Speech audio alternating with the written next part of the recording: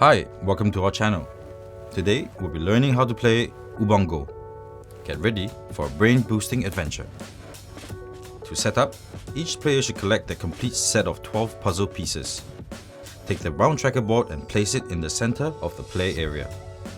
Fill the holes with the corresponding colored gemstones, blue ones on the left and orange ones on the right. All other gemstones are placed inside of the black bag. Each player should now grab a puzzle board. Players should determine if that round would be played on the hard side or the easy side. You can tell which side is which by looking at the number of pieces required for each puzzle. The side with 3 puzzle pieces is the easy side, while the side with 4 puzzle pieces is the hard side. Next, determine who will roll first. From there, play will go clockwise around the board. The player who is rolling takes the dice and rolls it. Whatever symbol shows up is going to show what puzzle pieces are required for your board for that round. Players then make sure they have all the puzzle pieces needed. Once everyone is ready, the player who rolled the dice says, "Ready, set, go!" and turns over the timer.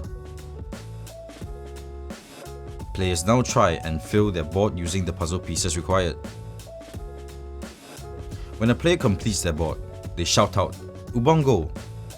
But the other players do not stop. They continue to try and figure out their board until the timer runs out. When the next player completes their board, they also shout out, "Ubongo!" Once the timer runs out, all players stop. The player who is first to shout out Ubongo will get to take the blue gem from the appropriate round on the tracker board.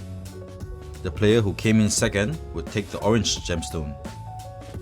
If there is no second place, that gem goes back into the bag. If there was no first place, that gem also goes back into the bag. Once the gems have been collected from the round tracker board, all players who are able to complete their puzzle board will get to draw 1 gemstone from the black bag at random, including the players who came in first and second.